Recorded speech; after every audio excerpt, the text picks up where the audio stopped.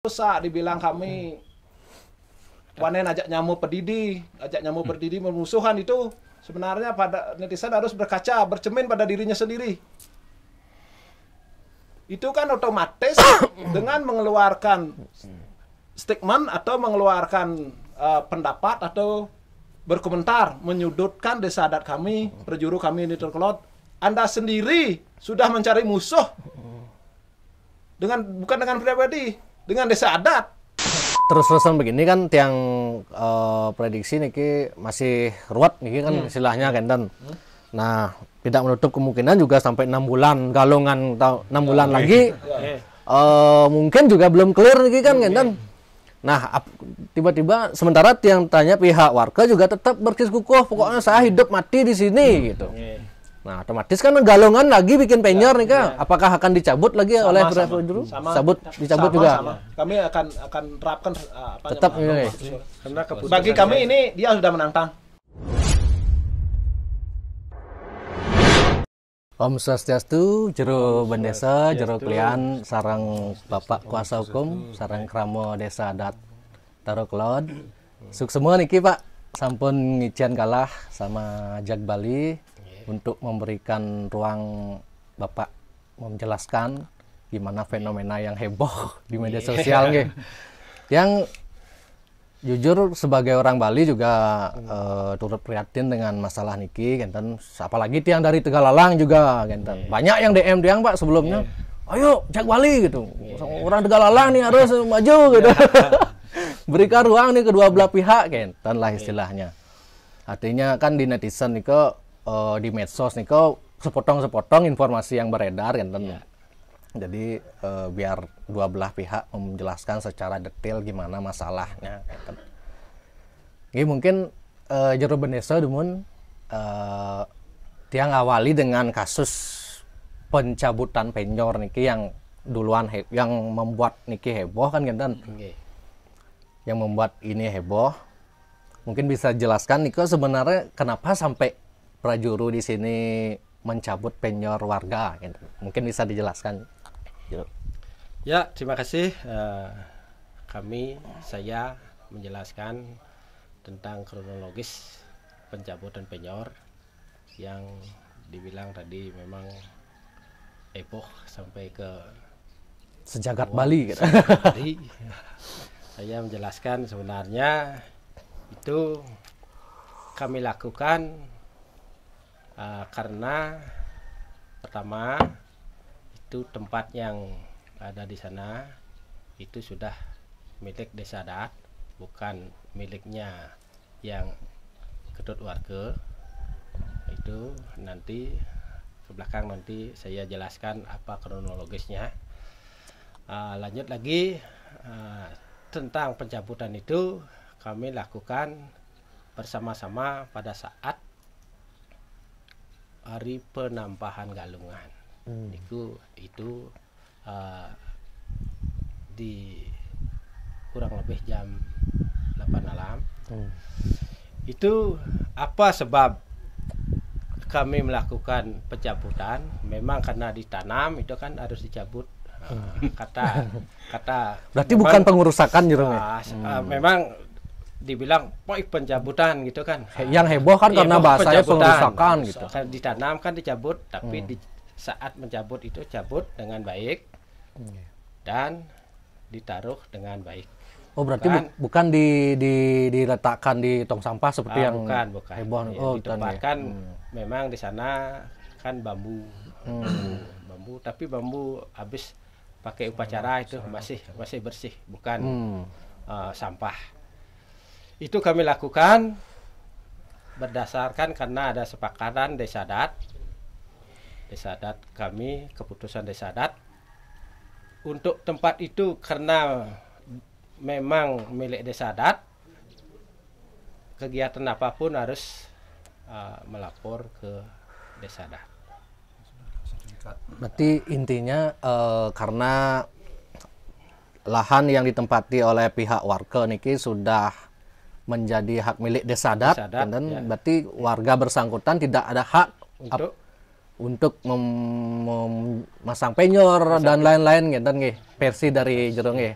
Bahkan tinggal pun sepatutnya Tinggal pun sebenarnya sudah enggak gitu. enggak.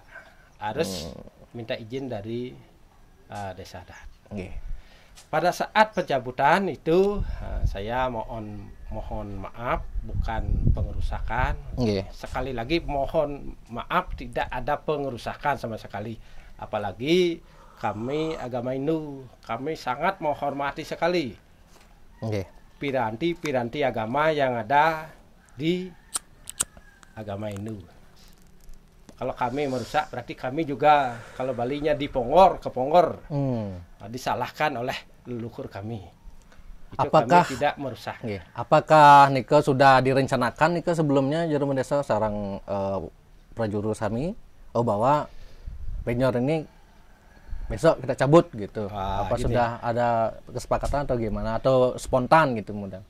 Gini, kami jelaskan, kebetulan di penampahan Galungan rutin tiap 6 bulan sekali prajuru sangkep rapat membahas tentang pelaksanaan Hari Raya Galungan. Dan kalau tradisi di sini di Desa Taro ada ngeraukan, ngeraukan ide betara sesuunan, ngelungang ide betara sesuunan dalar juga itu rencana kami pembahasan pada saat itu. Karena pada saat akan mulai sangkep ada penyor di sana, bahkan sudah ada keputusan desa adat di sana tidak boleh mendirikan penyor, maka secara spontan harus kami lakukan. Kalau tidak kami lakukan, kami disalahkan oleh desa adat.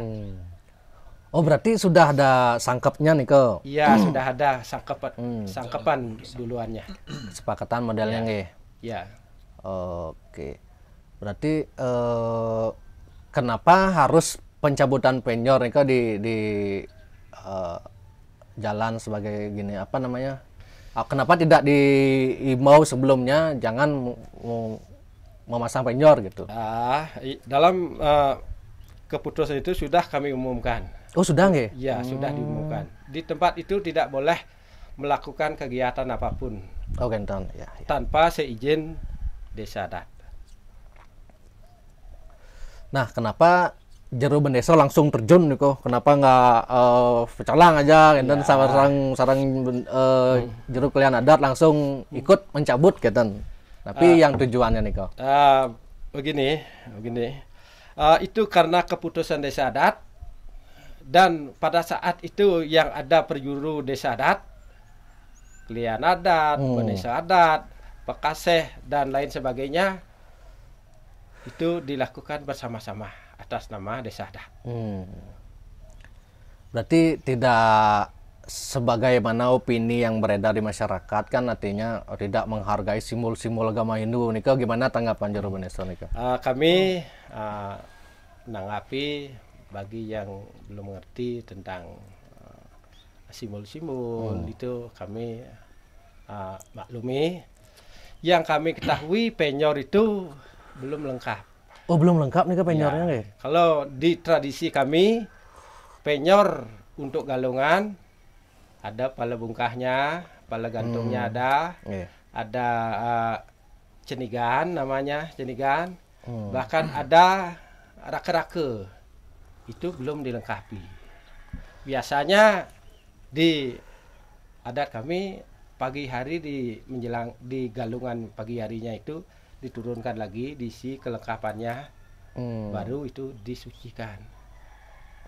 Dan bisa dicabut setelah penelan galungan. Itu kami lakukan itu di penampahan galungan baru sekedar aksesoris namanya bagi kami. Ya, nah sampai adanya pencabutan penyor kesepakatan Krama Diki, gimana sebetulnya masalah dari awal nih Jero Bendesa? Mungkin Jero Bendesa bisa menjelaskan gimana kronologinya lah. Ya. Kami sekarang menjelaskan kronologis yang ada di sengketa yang ada di desa adat kami, desa adat Roklot. Awal mulanya itu masalah sengketa PKD yang ditempati oleh Sabit dan kawan-kawan. Itu tempatnya beda dengan yang ini. Yang jelas setahu tiang kan 2 tempat niki. Tempat ya. Awalnya kan di tanah yang bersengketa niki ditempati oleh Sabit. Nah, itu memang orang lain banyak yang meraba-raba, ambigu, dikira keliru, dikira tanah sengketa itu di penyol lalu dicabut itu. Ya. Nah, sekarang kami jelaskan kronologis dari awal sebelum ke permasalahan kronologis. Kami menjelaskan dulu sejarah mungkin profil desa adat kami. Siap. Desa adat kami, desa adat Taruklod, diawali dari 50 kakak. 50 kakak itu kalau Balinya 50 pound, 50 pound. Berarti 50 kakak itu semuanya menempati 1 PKD, 2 ayahan desa Tegalan, dan 1 lagi Karang Tiing. PKD itu tempat tinggal bermukim, ayahan desa Tegalan. Tempat bercocok tanam. Bila ada keperluan di desa adat, bisa di sana mengambil mengambil buah, mengambil upon-upon di sana, ngambil busung. Lagi 1 Karang Tiing. Nah, Karang Tiing ini mungkin bisa jelaskan. Nih, itu khusus tempat menanam bambu. Oh, khusus bambu nih Karang Tiing ya. Karang Tiing itu sebagian besar tempatnya di lereng. Bukan di tempat yang datar. Ya, tebing istilahnya. Di tebing. Oke. Itu kebetulan itu Karang Tiing yang ada oleh Sabit itu ada di Lor Semu. Tempatnya sana. Lalu lagi kami menjelaskan tentang kronologis desa adat kami. Desa adat kami itu 50 pound. Itu masing-masing di pura sudah ada tempatnya, tidak bisa dirubah-rubah. Dan sudah ada juga cacakannya namanya. Kalau di Indonesia kan absen itu sudah 50 kakak nih termasuk karangnya warga sarang Sabit nih ya, termasuk nih karangnya warga, termasuk karangnya Sabit. Masing-masing juga sudah memiliki karang, juga memiliki tatakan. Ya. Terus. Nah, itu. Lalu lagi kami sudah menjelaskan tentang Karang Tiing tadi. Karang Tiing tempatnya di Lasmo. Itu kurang lebih 3 are. 3 are. 3 are sampai 4 are kebanyakan Karang Tiingnya. Itu sudah cukup untuk membayar bila ada keperluan pesuting itu. Cukup dah. Ya. Sekarang kami lanjut tentang kronologis mulai ada sengketa. Ya. Tahun 2017 itu tanah yang ditempati oleh Sabit dan kawan-kawan. Karena kebetulan tanah PKD-nya Sabit mepet dengan ayahannya. Tebonya itu langsung jadi tatakan. Tapi Karang Tiingnya jauh di Lasmo gitu. Berawal dari tahun 2017 itu tanah yang ditempati oleh Sabit dan keluarga itu diklaim oleh Ketut warga. Berapa tanahnya Sabit nih di sana? Yang diklaim itu kurang lebih 21 are. Oh, 21 are. Ya, itu sudah. Yang ditempati Sabit ini 21 are. Termasuk termasuk tatakannya. Ayahannya. Itu tempatnya karangnya itu kurang lebih 8 are. Sisanya itu menjadi tatakan.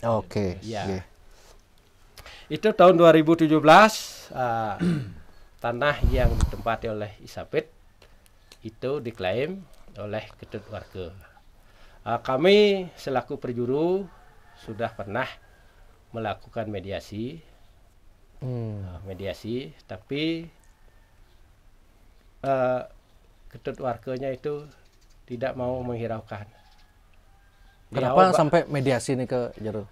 Mediasi kami lakukan di Pura, juga kami lakukan pernah di Balai Banjar.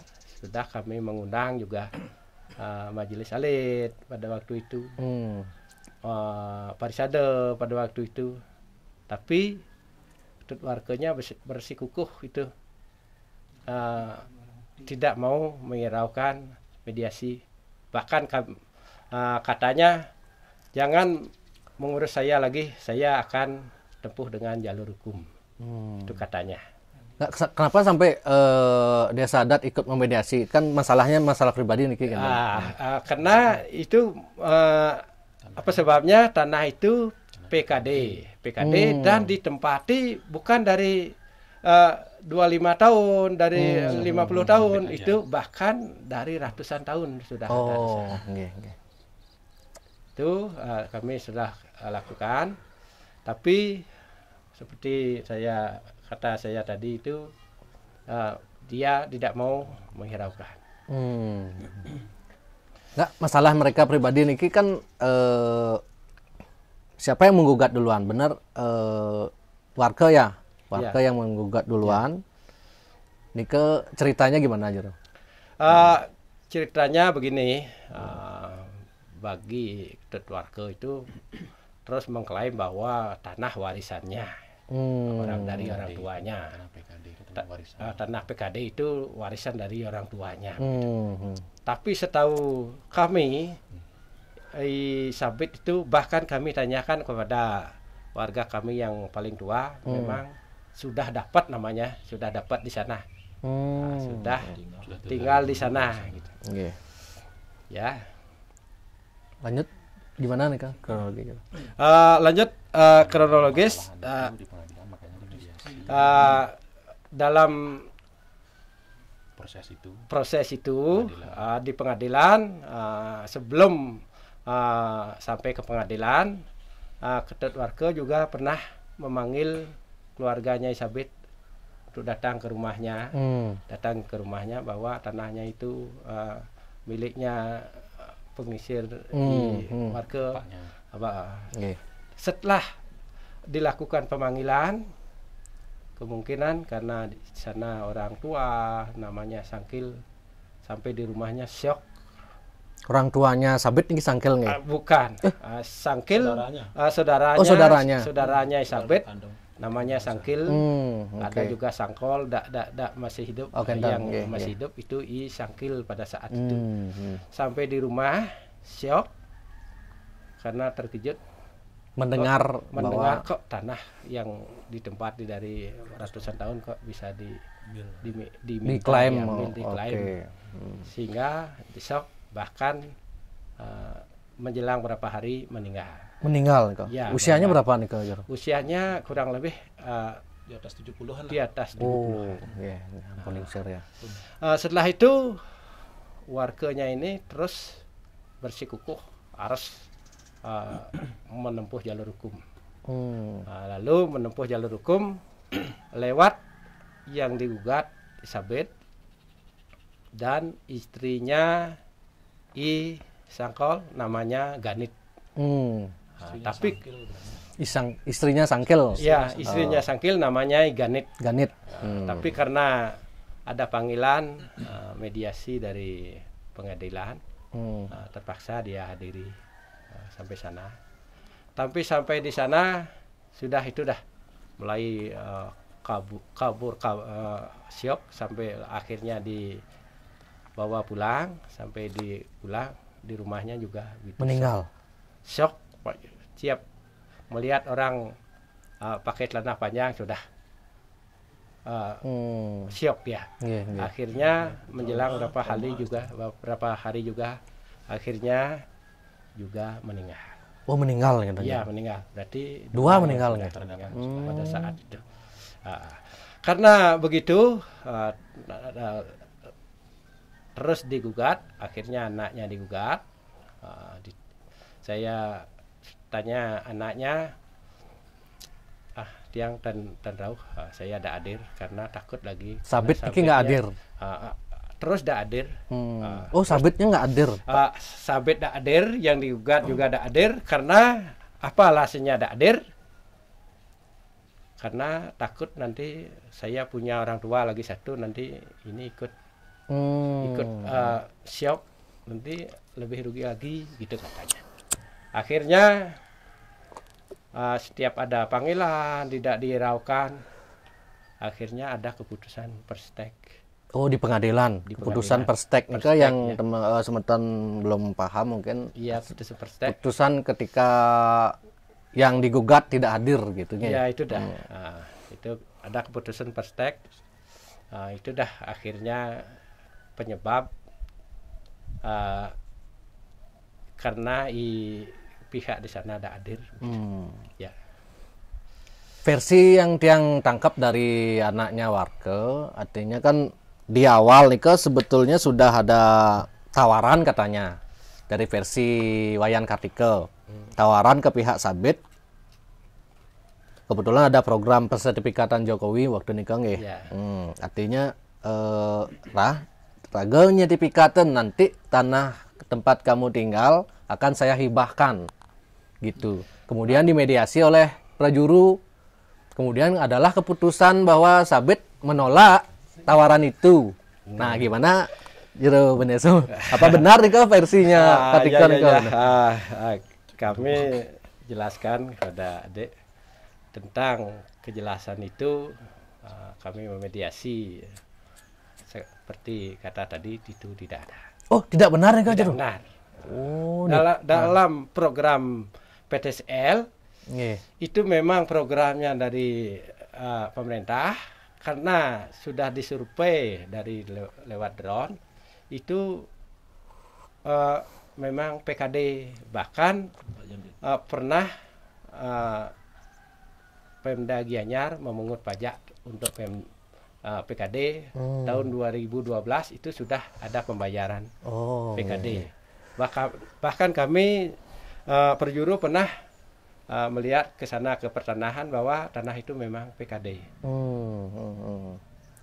Oh, berarti tawaran nikah tidak ada sebenarnya. Tidak ada. Tawaran Tidak ada, sama untuk sekali nanti tidak menyerahkan, menghibahkan lahan ke Sabit kalau dia diberikan sertifikat nggak ada nih Kang? Tidak ada. Oh. Kalau kami tanyakan bagaimana kok bisa mengibahkan tanah PKD, kan tidak mungkin. Oh kan tadi. Ya. Ya. Sedangkan beliaunya sendiri sudah memegang PKD. Nggak, yang masih bingung nih kan versinya yang yang disengketakan pertama nih kan di tanah bukan PKD katanya. Versi Kartike bukan PKD. Artinya ada dua niki PKD-nya warga, niki yang disengketakan. Niki bukan PKD versinya mereka kan. Berarti niki PKD niki Jero. PKD ya. Oh. PKD-nya Sabit. PKD-nya Sabit. PKD-nya Sabit. Iya. Tapi pribadi. Iya. Ya, PKD-nya Sabit, tapi diklaim katanya miliknya sendiri, miliknya warga. Ya. Nah, kenapa sampai bisa menang nih di pengadilan versi dari Wayan Kartike kan karena dia mempunyai pipil SPPT kan. Gini, pada saat kami memediasi, tetap ketut warganya, Wayan Gede Kartikenya membilang bahwa tanah itu ada pipilnya. Setelah kami panggil, ternyata dia hanya mempunyai SPPT, surat pemberitahuan pajak, kan gitu. SPPT. Siro. Sabit. Keduanya sudah punya hanya SPPT. Yang ketut warganya itu SPPT-nya setahu kami beda tempatnya. Itu tempatnya lebih di selatan dari PKD yang ditempati oleh Sabit. Bahkan ada rumah lagi di sana, bahkan rumah itu sudah ada sertifikatnya juga. Berarti bukan nyambung ke tempat gitu. tempatnya sabit. Bahkan posisinya beda. Tanah yang SPPT yang dipakai oleh Ketut Warga itu di selatan, sebelah utaranya kantor desa. Itu membujur dari barat sampai ke timur. Dalam gugatan Dia mengklaim itu mengklaim dari selatan ke utara. Itu sudah beda. Kami juga mohon kepada aparat terkait untuk bijaksana menyikapi tentang lokasi tanah yang disengketakan. Nah, niki jero artinya kan versi dikit yang kan artinya mengkonfirmasi dari versinya warga kan nggih. Biar netizen juga menilai nanti. Artinya versi mereka kan begini, apa namanya, Sabit memang menempati tanah ayahan desa Marap kan? Desa Marap ya. Nah, Desa Marap atau Desa Pengawit kalau di desa sini. Pengawit ya. Tapi kan menurut mereka itu tanah yang desa Marapnya Sabit nih di delot semua katanya, Kentan. Gimana nih Kak sebenarnya?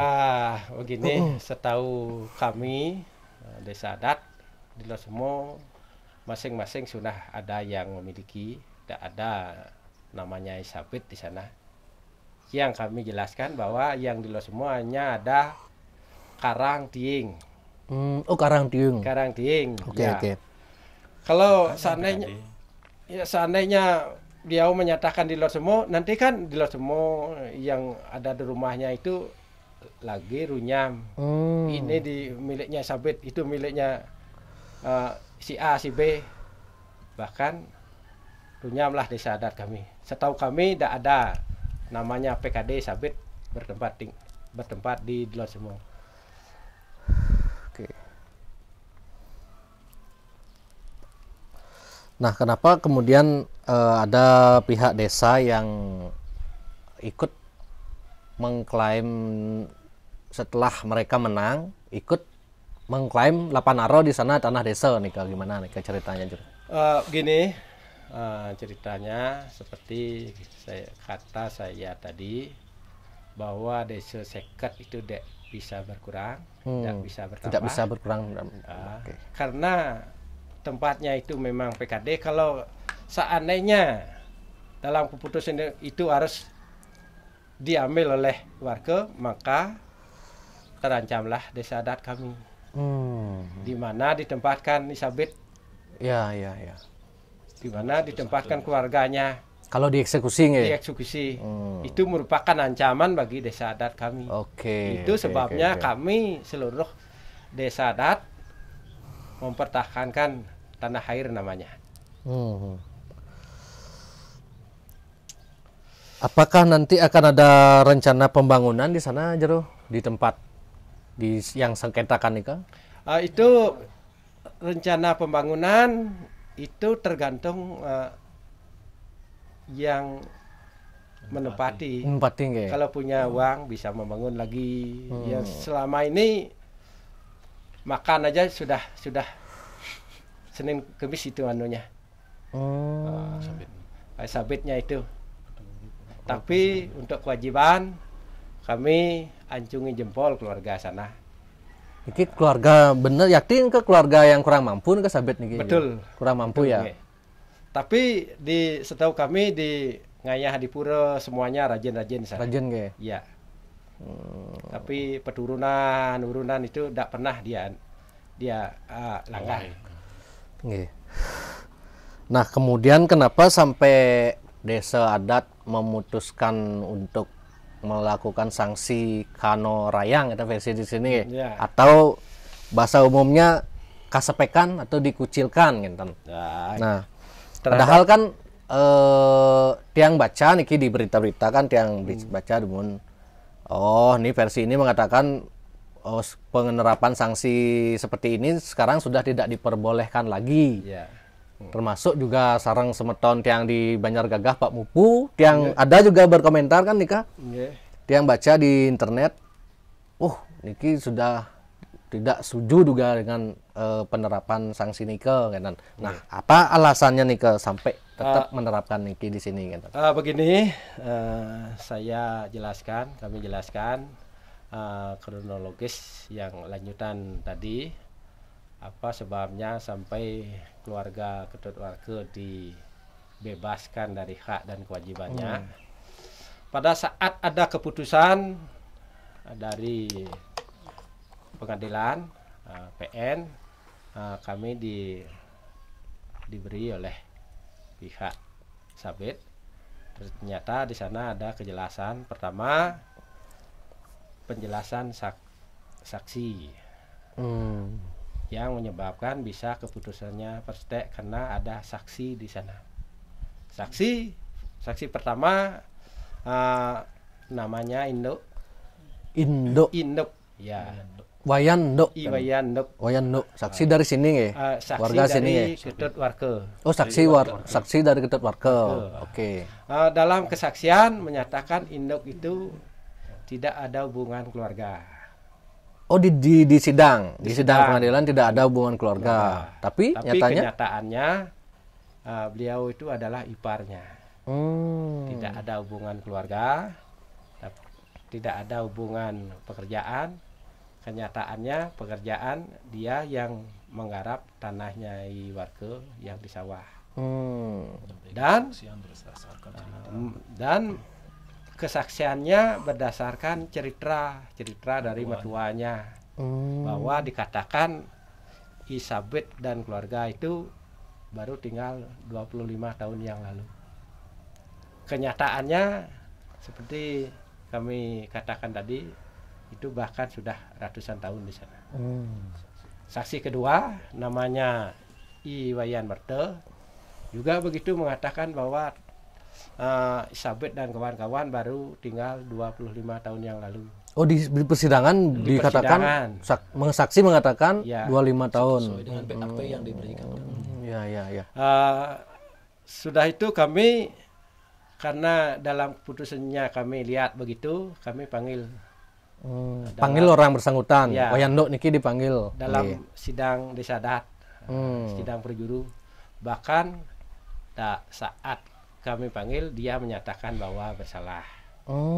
Mengakui kesalahan bahwa telah berbohong di sidang. Mengakui kesalahannya, bahkan siap mencabut kesaksiannya itu di pengadilan.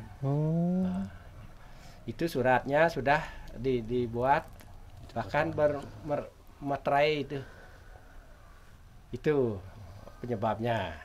Kedua lagi, saat ada keputusan di pengadilan, warga itu sudah sebelum ada eksekusi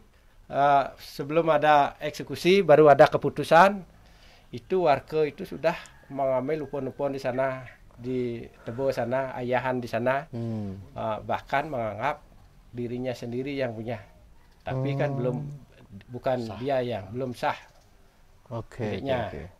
Secara hukum itu kalau sudah menang pengadilan, apakah sudah menjadi langsung otomatis hak nih Kak? Belum ya? Coba menjelaskan mungkin sedikit secara hukum gimana nih Kak, Pak?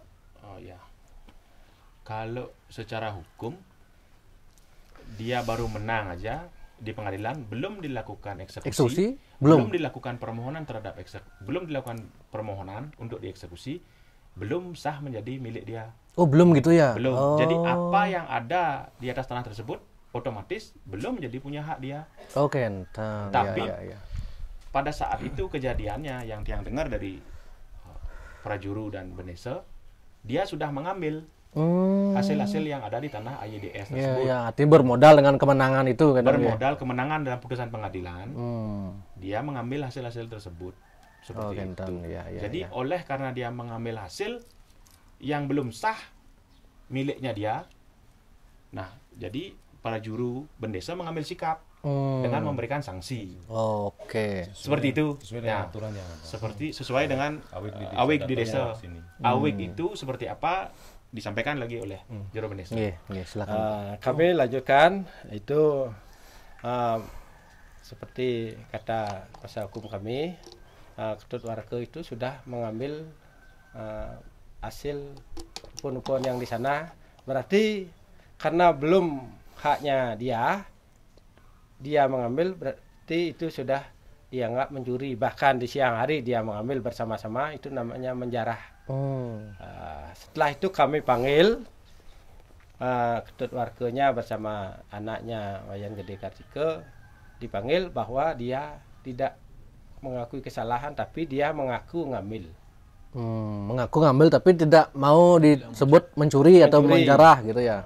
Dia mengaku mengambil tapi tidak mau mengaku mencuri. Karena di awig kami, peradam kami, setiap warga yang mengambil atau mencuri patut dikenakan denda. Denda ya. Dendanya itu 1 kali itu namanya penukun, lagi 10 kali namanya penikel. Berarti kalau mengambil durian 1 harus mengembalikan 1 dulu. 1 dulu. Nah, ada penikel lagi 10, berarti 11 durian yang harus dikembalikan. Tapi karena beliau bersikukuh tidak mau, pokoknya kami tidak mencuri, kami tidak mau kena denda. Akhirnya kami tidak bisa menjalankan denda, karena denda itu sudah berjalan dari turun temurun. Bahkan saat bapaknya Tut Warke sebagai Benese pernah juga dijalankan denda itu. Di pengambilan denda itu, pengambilan pernah diterapkan. Seandainya kami sekarang tidak menerapkan cibiran ini masyarakat tentang perjuru sekarang gitu. Itu yang kedua, itu sudah kami jelaskan. Pertama, saya tambah sedikit. Ini poin penting nih. Kebetulan masalah denda 10 kali lipat itu kebetulan zamannya bapaknya selaku Benese. Bapaknya Warke niki dulu Benese. Wayang Cedok nih. Wayang Cedok niki Benese juga di sini. Dulu yang menerapkan itu kan Benese atau wakilnya atau klien adat dulu. Kebetulan yang mengenaikan sanksi atau yang terkena sanksi itu atas laporan Ketut Warke. Warga saya yang lain atas laporan Ketut Warke kena sanksi seperti itu. Sanksi Kanorayan juga? Sanksi pencurian. Pencurian. Kebetulan ada warga saya mengambil lambu di miliknya, bukan miliknya Ketut Warke. Itu miliknya Pak Mertus Teje yang sekarang kantor desa itu. Dulu kan miliknya Pak Mertus Teje. Kebetulan warga saya ada yang mengambil lambu di sana dan dilaporkan oleh Ketut Warke ke Perjuru. Dan itu dikenakan sanksi. Mungkin ini udah kalah itu sebenarnya. Saya tidak berani bohong, apalagi di Puro. Di Puro nih kayaknya. Saya tidak berani bohong. Dan itu dikenakan memang 11 kali lipat. Warga saya yang dulu mengambil lambu di sana dan kebetulan itu miliknya Mertus Teje. Ketut Warke itu cuma menggarap. Dan itu dilaporkan ke Perjuru. Gitu. Dan itu sekarang diterapkan juga. Semasa kami harus diterapkan sebab dulunya sudah pernah diterapkan. Berarti bahkan produk dia yang aweg-aweg niki juga turunan dari Benese yang dulu kan? Ya pasti. Itu berupa peraram istilah pesuara. Peraram ya. Di aweg memang tidak ada tercantum. Peraram niki. Ini kan peraram. Peraram istilah pesuara berdasarkan yang sudah pernah diterapkan. Dan kebetulan juga pernah diterapkan melalui laporannya Pak Ketut Warke dulu. Sewaktu bapaknya menjadi Benese, dan itu sudah dilaksanakan sampai sekarang. Aneh bagi saya, sekarang dia kena tapi tidak mau gitu istilahnya menjalankan itu. Tapi tidak mau mengikuti atau mengikuti peraturan atau peraram seperti itu gitu. Itu yang pasti. Saya lanjutkan apa sebabnya sanksi kami jalankan terhadap keluarga Ketut Warke. Seperti penjelasan kami tadi, pertama, Ketut Warke dan keluarga mengklaim tanah desa adat dengan cara apapun. Itu mengklaim tanah PKD yang sudah ditempati sejak ratusan tahun. Pertama. Kedua, tentang pencurian, dia tidak mau kena. Ketiga, menyebabkan saksi-saksi tadi bersalah, bahkan saksi tadi itu sudah membayar denda berupa pecaruan di Catus Pate. Karena ketiga poin itu tidak mau mereka jalankan, kami selaku perjuru apa yang kami lakukan? Jadinya Praram dan Awik kan pincang jadinya kalau tidak dikenakan. Terpaksa kami dalam keputusan desa adat, bukan keputusan perjuru, keputusan desa adat, kalau begitu dia diberikan kebebasan dari hak dan kewajiban. Itu Dibebaskan lah istilahnya. ya dibebaskan, tapi bukan ke Norayang, tidak bisa dikasih ke pura, tidak dikasih kemana-mana. Artinya dibebaskan lah, mau datang kayak mau enggak gitu ya. Itu istilahnya dibebaskan dari suara kukul. Itu dilaksanakan tahun 2019. Nah, jadi semeton Jak Bali, kita sekarang berada di Puro Puseh. Ini podcast kali ini itu ada di Puro langsung, Kenten. Jadi tumen nih yang podcast di Puro. Lanjut dulu. Nah, kan dari pihak warga, khususnya anaknya itu mengatakan, saya pernah tanya, kenapa Pak di gini kenapa tidak mau membayar denda atau tidak mau disanksi? Loh, ini kan hak saya ini gitu. Saya bukan mencuri namanya. Ini kan hak saya. Ini sudah menang di pengadilan gitu versinya dia. Nah, gimana nih kalau artinya kan mereka sudah mempunyai menang gitu istilahnya. Ini berarti hak saya nih gitu. Ya, seperti penjelasan adik tadi, tumben melakukan perkas ini di Pura. Ini kejujuran ada di sini. Jero ingin menyampaikan kejujuran. Kami ingin menyatakan kepada netizen bahwa kejujuran ada di pihak kami. Itu seperti ditanyakan tadi, dia tidak mau melaksanakan denda. Seperti kata kuasa hukum kami, itu kan belum haknya. Belum haknya, ya itu dah. Bahkan jawabannya itu dah. Oke. Nah, kenapa dari pihak desa adat juga sangat bersikukuh untuk memperjuangkan iki jero? Kenapa tidak diambil jalan kekeluargaan gitu lah? Apakah dari pihak mereka yang memang ngotot juga nggak mau kekeluargaan atau sempat diajak nggak mau juga atau gimana nih? Kami selaku perjuru desa adat Troklod, selaku warga desa adat Troklod, kami tetap menginginkan kekeluargaan. Tapi beliaunya tetap bersikukuh seperti putusannya, seperti pendiriannya. Sebenarnya kalau merasa ikut sebagai warga desa adat Troklod, ikutlah ngajagang desa adat Troklod. Bahkan penglingsirnya bapaknya dulu sudah pernah juga menjalankan Awik, menjalankan Praram yang ada di desa adat kami. Kenapa baru sekarang anaknya ini bahkan melanggar dari keputusan itu tidak dijalankan? Nah, masalah penempatan material di rumah PKD-nya warga niki apa alasannya?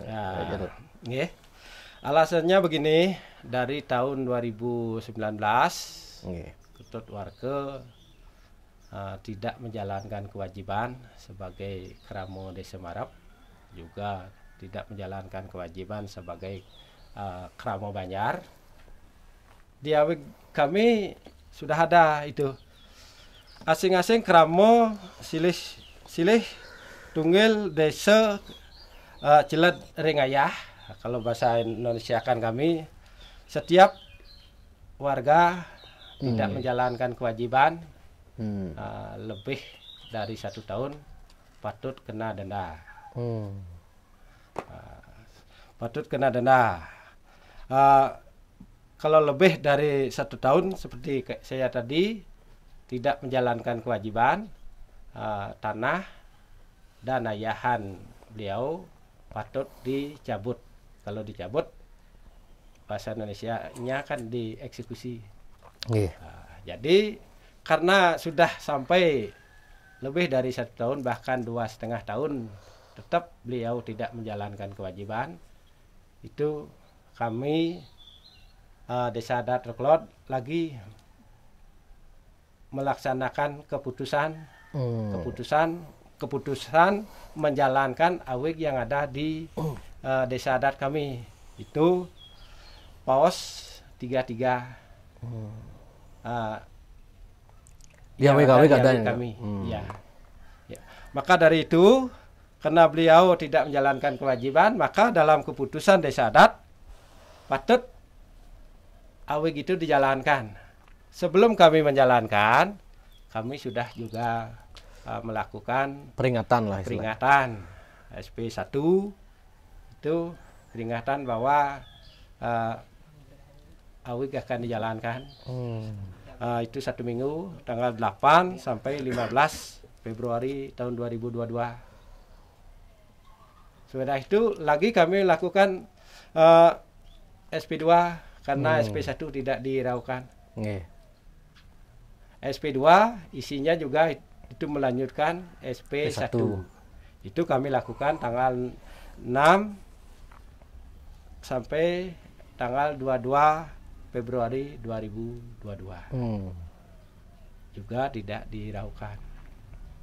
Akhirnya kami menjalankan lagi SP3, surat peringatan 3, dan langsung memperlihatkan denda yang harus dibayar oleh penduduk warga. Itu kami lakukan tanggal 23 Februari sampai 1 Maret 2022. Tapi juga tidak dihiraukan. Akhirnya kami selaku desa adat melaksanakan keputusan. Tapi tidak pada waktu itu kami bersurat lagi besoknya. Bersurat lagi bahwa kami berikan waktu 2 kali 24 jam untuk berkemas-kemas untuk meninggalkan tempat itu dan membersihkan apa yang bisa dibawa. Tanah itu harus dikosongkan karena tanah itu sudah akan dieksekusi oleh desa adat. Akhirnya tanggal 4 Maret tahun 2022 tanah itu kedaut, istilah Balinya, dieksekusi oleh desa adat. Ya. Sebagai bukti kami mengeksekusi, kami menempatkan hasil upacara, karena di tempat kami sini tempat habis upacara ada upacara gede, upacara Karya Agung.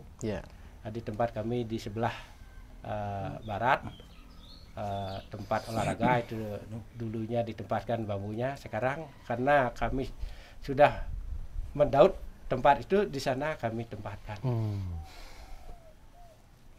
Itu yang kami lakukan. Kalian jelaskan lagi. Itu. Boleh jelaskan? Nanti. Siap. Nah, ya itu yang kami lakukan. Versi dari Kartika juga katanya ada surat dari rekomendasi dari Majelis Madya Gianyar bahwa itu masalah di sini bukan masalah adat katanya, masalah perdata sengketa. Nah, ini gimana tanggapannya? Kami sudah juga pernah dipanggil tentang sanksi adat yang kami jalankan. Kami dipanggil ke Majelis Madya. Di sana diklarifikasi, tapi tidak bersamaan. Kami dipanggil, tapi di sana bukan keputusan, cuma rekomendasi bagi tanggapan majelis. Tapi setahu kami Majelis Madya itu bukan bisa memutuskan tentang yang ada di desa adat. Itu teman kami sebenarnya itu. Ya. Wakil untuk ke pemerintah. Perwakilan. Perwakilan dari desa. Nah, misalnya Jero, kalau kasus ini tetap dilanjutkan oleh pihak warga, karena Tiang juga konfirmasi ke mereka, apakah Pak tetap eksekusi nanti? Gitu. Ya, tetap akan dilaksanakan 1 atau 2 bulan ke depan ini, gitu. Ya. Misalnya akan tetap dilakukan eksekusi, bahkan itu penggusuran, istilah kasarnya lah. Apa yang akan dilakukan pihak prajuru niki, gitu. Tentang katanya mau menjalankan eksekusi karena kami desa adat punya kuasa hukum. Nah, tolong kuasa hukum Titiang Nggih. menjelaskan. Silakan. Baik. Perihal rencana akan dilakukan eksekusi. Nggih. Kalau dari kuasa hukum dan langkah hukumnya, Nggih.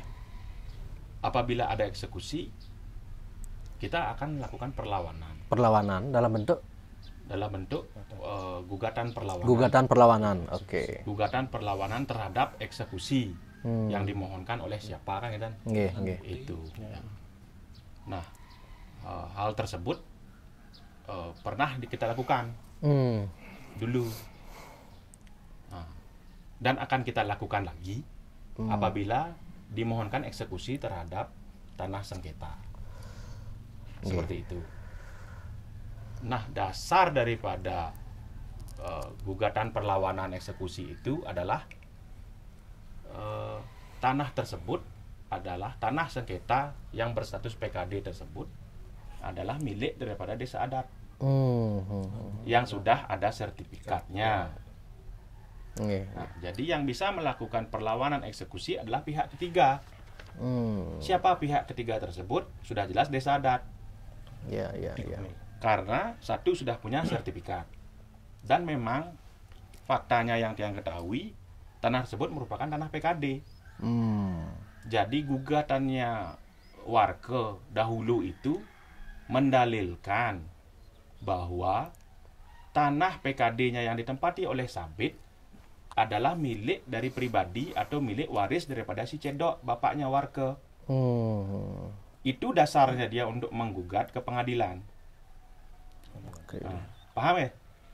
Ngerti kan ya? Ya. Nah, itu dasarnya. Sebenarnya ini adalah tanah desa, tapi oleh dia mendalilkan tanah itulah tanah miliknya pribadi, digugatlah si Sabit ke pengadilan. Seiring dengan berkembangannya perjalannya perkara itu, perkara 74 itu nomornya, tidak dihadiri seperti yang dibilang oleh Beneso tadi, tidak dihadiri oleh pihak tergugat, maka putusan itu sudah otomatis menjadi first take. Nah, menang dengan versinya dia. Oke. Nah, ini penting nih Ki. Karena ya. juga ada netizen di komentar-komentar itu, kok sudah pengadilan menang, kok bisa lagi dicabut tanahnya? Kenapa? Apakah putusan pengadilan lebih rendah daripada hukum adat kan itu? Ini yang harus perlu digarisbawahi. Kemenangannya terhadap putusan pengadilan itu adalah first take. Tidak ada bantahan dari pihak tergugat atau tidak ada jawaban dari pihak tergugat. Jadi apa yang dia dalilkan lurus-lurus saja, ya menang-menang aja jadinya. Begitu juga sampai ke tingkat banding dan ke tingkat kasasi Mahkamah Agung. Saya masih berbicara perkara nomor 74. Karena tidak dijawab dan tidak diimbangi, ya otomatis sampai di atas, sampai di Mahkamah Agung yang menang. Tapi kemenangannya itu satu, yang Tiang balik lagi, tidak dilakukan perlawanan atau tidak dijawab. Kedua, seperti yang Jero Benesa bilang, ada kesaksian palsu. Kita duga ada kesaksian palsu dari si Endok dan Nimerte dalam persidangan tersebut. Nah, sehingga hal itulah yang membuat putusan itu menang. Gitu. Nah, oleh karena keterangan saksi itu kita duga palsu, Bendesa sudah melakukan pemanggilan upaya kan kita ya di desa tersendiri. Sudah dipanggil dan mereka mengakui kesalahannya. Hal tersebut sudah dibuat pernyataan oleh mereka sendiri. Mereka mencabut keterangan mereka di pengadilan terkait perkara 74. Itu juga dari kami kuasa hukum sudah ada laporan ke Polda terkait dengan dugaan kesaksian palsu tersebut di Polda Bali dan sekarang masih dalam proses pemeriksaan. Itu. Nah, lanjut lagi masalah kemenangan di pengadilan, kan seperti itu ya. Ada petitum yang daripada perkara 74 itu yang tidak sesuai dengan bagaimana format sebenarnya terhadap sebuah putusan atau gugatan. Oke. Jadi intinya ada kecacatan dalam putusan 74 itu yang tidak dijawab oleh si tergugat dulu sehingga itu menjadi menang gitu. Salah pun putusan itu tetap menang gitu. Nah, karena seperti yang dibilang tadi, orang awam hukum, orang ketakutan, jadi melengganglah ke Mahkamah Agung. Masuklah kita, gitu ceritanya, masuklah kita tahun 2019 terhadap perkara ini, baru kita lihat, kita amati dengan tim bahwa putusan 74 itu banyak kecacatan. Cacat hukum lah istilahnya. Menurut kami itu cacat hukum. Menurut kami cacat hukum. Sehingga harus perlu pembuktian di pengadilan. Dan itu masih proses sampai sekarang. Gitu loh. Tapi banding-banding yang dilakukan tetap juga kalah nih, gimana nih Pak? Nah, itu banding karena memang tidak dijawab. Oh, kentan. Ya. Ada upaya hukum terlebih dahulu, ada pengacara lebih dahulu, tapi hanya melakukan hambatan-hambatan. Tidak melakukan bantahan yang memang sifatnya urgent harus dibantah ini. Hanya menghambat aja dulu. Dulu memang ada pengacara sebelum. Oh, beda pengacaranya dulu, Beda Pak? Dulu ada pengacara. Tapi hanya melakukan hambatan-hambatan yang sifatnya tidak urgent gitu loh. Oke. Begitu. Jadi masuk kita tahun 2019, baru kita pelajari, oh ternyata putusan 74 yang dikatakan oleh si warga dan anaknya itu dia menang, ternyata banyak kecacatan. Seperti itu. Jadi buat teman-teman ya, biar paham juga loh posisi bahwa putusan yang dia katakan menang itu sebenarnya penuh dengan kecacatan. Oke. Atas dasar itu pihak prajuru berasumsi bahwa putusan pengadilan yang dipegang kemenangan oleh warga ini cacat hukum. Versi dari kami. Ya. Kalau dari dia, saya udah pegang putusan, saya berhak terhadap tanah itu. Gitu. Artinya diambillah jalur seperti ini kan ya sekarang niki kan lah. Diambillah jalur seperti ini. Nah, akhirnya kan ini sebenarnya status quo. Ya. Bagi saya ini status quo. Desa adat punya sertifikat, fisiknya ditempati oleh si Sabit CS, si warga punya putusan menang. Dia mau eksekusi tidak bisa. Saya anggap tidak bisa karena tidak ada secara resmi, tidak ada panggilan dari pengadilan untuk eksekusi. Karena nanti kalau seandainya dia mengajukan eksekusi, ya kita jawab lagi dengan gugatan perlawanan. Di samping itu, pernah juga saya menghadap ke pengadilan Gianyar. Kami sampaikan sama Pak Panitra di sana, Pak, ada enggak permohonan eksekusi terhadap perkara ini? Dijawab ada. Ada ya. Lalu saya pertanyakan, Pak, apakah berani pengadilan untuk mengeksekusi putusan yang seperti ini? Ini loh Pak, kecatatannya ada di sini. Pak, ada begininya di sini. Ada begininya di sini. Berani enggak? Ada begininya itu kalau boleh tahu apa begini-begini? Satu, keterangan saksi. Oh, yang tadi juga palsu. Oke. Nah, itu kita laporkan, masih ada proses di Polda. Kedua, itu yang saya bilang tadi, dalam petitum itu tidak ada menyatakan tanah itu adalah milik si warga lebih dahulu. Jadi formulasi gugatan itu adalah mengabulkan gugatan, menyatakan tanah sengketa milik siapa, baru menghukum. Mengabulkan gugatan, menyatakan tanah sengketa milik siapa, menghukum siapa untuk menyerahkan kepada siapa. Yang nomor 2 ini yang tidak ada. Menyatakan ini tidak ada. Jadi tidak mungkin tidak ada dinyatakan, tapi sudah disuruh menghukum menyerahkan kepada siapa. Itulah kecacatannya. Ya. Jadi kan tidak mungkin dong. Misalnya Erwin serahkan tanah ini ke Mendesa. kan tidak mungkin tiba-tiba ujuk loh. Apa dasarnya untuk menyerahkan? Kan tidak mungkin. Harus dinyatakan dulu Erwin yang berhak terhadap tanah sengketa, lalu menghukum Bendesa untuk menyerahkan tanah ke Erwin. Oke. Seperti itu. Itu formulasi gugatan itu. Ya. Yang memang seharusnya ada dalam gugatan, tapi itu yang tidak ada. Dalam putusan pun itu tidak ada. Jadi kami anggap itu adalah sebuah kecacatan. Itu satu. Itu dua.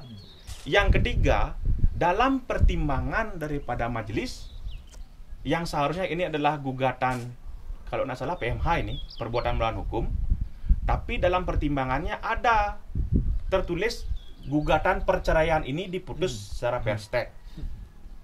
Oh, ada gugatan perceraian gitu ya? Ya, dalam putusan itu terselip entah bagaimana itu ada gugatan perceraian itu dikabulkan secara perstek. Seperti itu. Jadi kecacatan-kecacatan itu yang coba kita coba sampaikan ke panitera dan kita pakai dalil untuk gugatan perlawanan kita gitu. Terlebih dahulu. Tiga sertifikat kan. Yang ketiga kita memang punya sertifikat. Yang keempat sertifikat oleh. Iya, yang keempat. Yang keempat kita punya sertifikat gitu. Nah, terkait dengan sertifikat juga sudah pernah kita dilaporkan. Pihak desa adat sudah pernah dilaporkan. Dua kali. Satu di Polres Gianyar, dua di Polda. Dan itu sampai sekarang belum ada perkembangan, setahu saya. Seperti itu. Oke.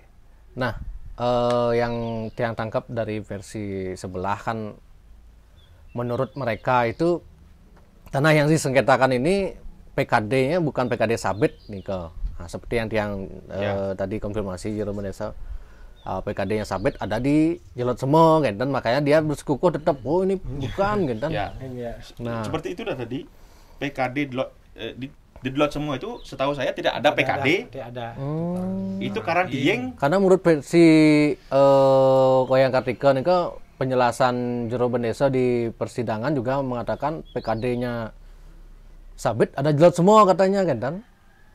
Coba dijelaskan. Gimana nih Kak Jero? Pada saat persidangan bagaimana? Saat persidangan kami sudah pernah menjelaskan apakah Isabet punya tanah selain tanah yang ditempati dan yang di sebelah utaranya. Kami jelaskan bahwa ada lagi satu namanya Karang Tiing, gitu aja. Kemungkinan Karang Tiing itu bisa dibilang dipelintir gitu modelnya. PKD itu Karang Tiing. Oke.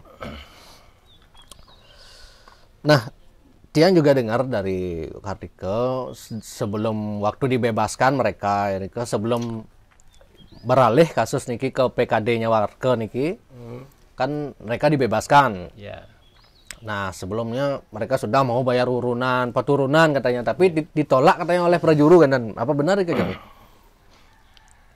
Tiang ya, Pak. Setahu kami setelah diberikan kebebasan dari hak dan kewajibannya, dia tidak pernah. Oh, tidak pernah. Tidak pernah melakukan pembayaran. Kukul yang lain datang itu tidak pernah. Dia datang juga. Tidak boleh. Bukan Ah. tidak mau, tidak boleh. Intinya dia tidak mau menuruti Awig, mengikuti Awig. Bagaimana dia harus ikut di sini? Intinya kan di sini harus mengikuti Awig. Intinya dia sudah melanggar Awig, tidak mau mengakui Awig kami. Itu intinya. Dibebaskan itu bukan berarti dia boleh, tidak boleh. Dibebaskan itu dia diberikan istilahnya untuk introspeksi diri. Untuk menyadari kesalahannya gitu. Sebenarnya leluhur kami udah arif dan bijaksana membuat gini Awignya. Diberikan tahap demi tahap. Tahap pertama diberikan hak dan kewajiban dibebaskan. Itu tujuannya untuk menyadari dirinya dengan kesalahan dirinya. Tapi kurun waktu 2 tahun lebih dia tetap ngotot, tidak mau mengakui kesalahan, tidak mau menyadari kesalahannya, dan diambil langkah berikutnya sesuai dengan Awig, yaitu apa namanya, sesuai dengan Awig yang di Paus 33 itu, pengambil alihan PKD atau ayahan yang di tempat itu warga itu. Itu tujuan utama dari Awig. Saya yakin leluhur kami udah diperhitungkan dengan matang-matang sanksi atau denda yang akan diberikan kepada warganya. Itu berdasarkan tahap demi tahap, berdasarkan istilah apa istilahnya pembelajaran. diberi pembelajaran, bukan uju-uju langsung dieksekusi, tidak. Oke. Tahap awal memang gitu. Nah, pertanyaan mereka juga dan bahkan netizen banyak yang berkomentar, gimana mereka mau melakukan kewajiban sementara dilakukan sanksi pembebasan. Nah, harusnya seperti apa yang dilakukan dari pihak warga nih ke Jero? Harusnya kalau udah dibebaskan nih ke, harusnya berusaha mendekat ke masyarakat, ke perjuru, mencari solusi atau gimana nih Kak? Sebenarnya menurut kami itu warga dibebaskan dari hak dan kewajiban. Setelah dibebaskan dari hak dan kewajiban, harus melakukan pendekatan, ya, ataupun langsung kepada kami atau lewat kerja desa bisa, kalau lewat orang lain bisa, tapi itu tidak pernah dilakukan. Tidak pernah dilakukan. Kalau dilakukan, kami pasti akan menjalankan pembinaan itu akan kami lakukan. Harusnya tapi, ini lu seperti ini dilakukan dulu biar bisa gitu nih. Ya, itu tidak pernah melakukan pendekatan sama sekali. Tidak. Yang pernah kasih solusi opsi lah ke mereka, gentan lah, artinya udahlah, oke, setelah sertifikat Bapak lah menang, gitu. Nah, apakah ada bisa putusan lah, misalnya oke, relakan tanahnya di sini untuk sabit desa dikit, gentan. Apakah bisa seperti itu? Enggak, juga mau tetap bertahan sama keputusan itu 21 arah ini tetap hak miliknya mereka, gitu.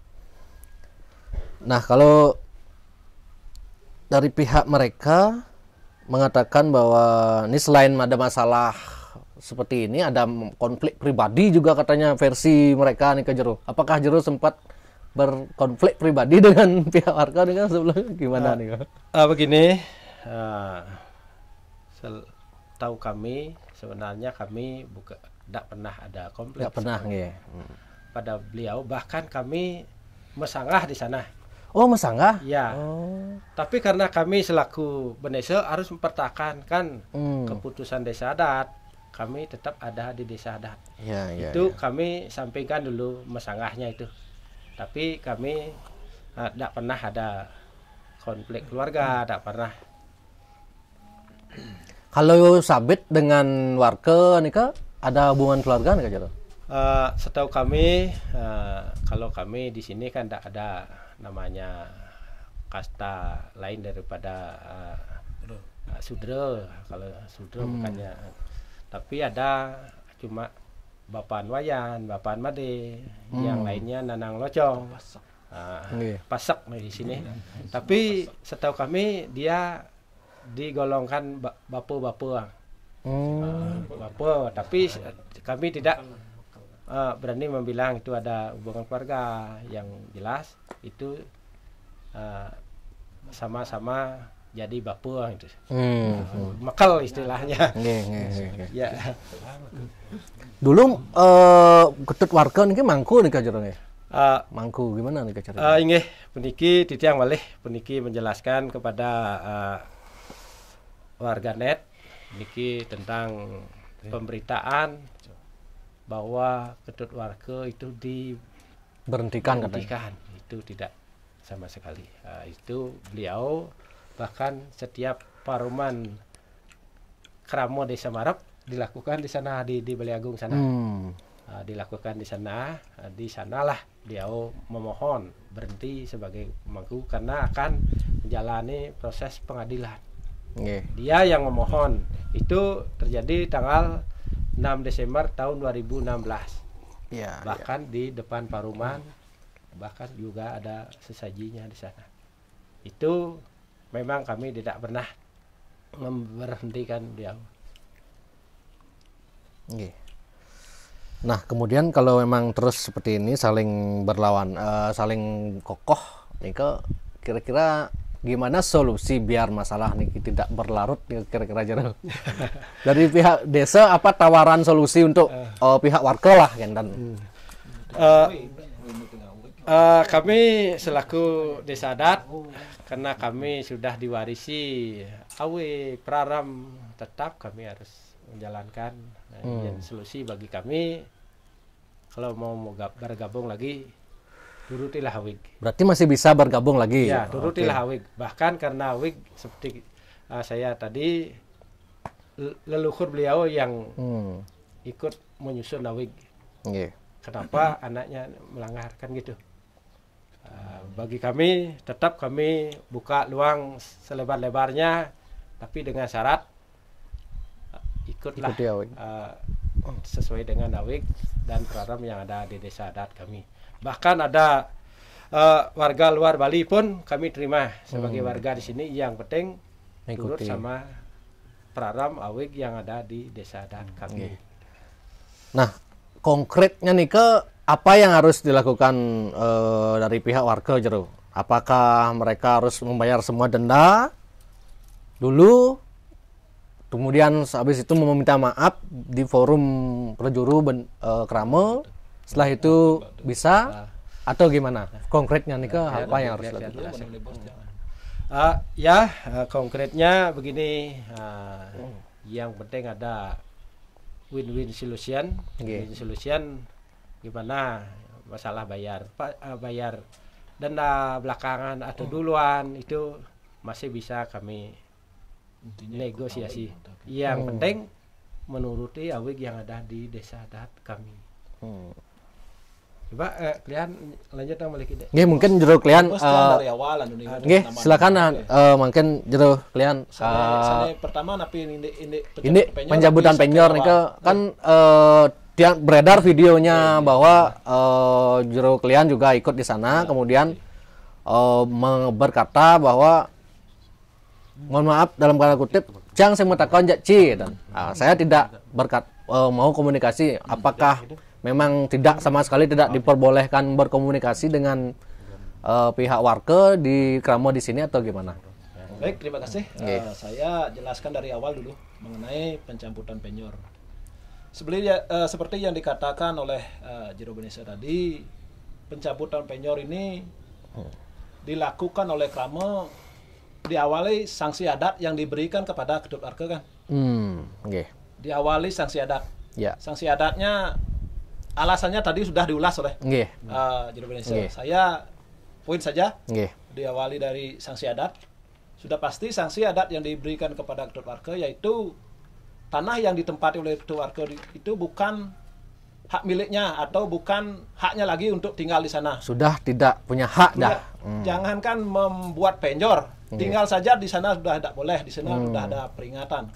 Karena dia istilahnya di sini pengkung. Pengkung ya, apa bahasa Indonesia pengkung? Bandel. Karena bandel, dia nekat tinggal di sana. Padahal semenjak tanggal 4 Maret, pas waktu Mak Nyepi tahun 2022 ke yang lalu itu, udah diambil alih oleh desa adat. Karena sanksi adat, karena pelanggaran sanksi adat yang dilakukan oleh warga. Itu dasarnya, dasar utama. Kenapa penyor itu dicabut istilahnya atau dipindahkan. Lanjut, pencabutan itu didasari atas kesepakatan Kramo. Kesepakatan Kramo pada tanggal 26 bulan 5 2022 yang lalu. Atas kesepakatan itulah. Tapi kesepakatan itu sempat dikasih tahu nggak ke pihak warga? Ya masalah dikasih tahu itu udah disobiah oleh Kramo, dan kebetulan waktu kesepakatan itu ada tambahannya lagi. Kesepakatan Kramo karena sudah merasa geram dengan hal yang kalau tidak salah 3 harinya apa 4 harinya tuh kedut warga mengundang ada dari BPN disuruh mencabut atau membatalkan sertifikat atas nama desa Pekraman yang sudah ditempati oleh Isabet. Itu BPN-nya di apa namanya?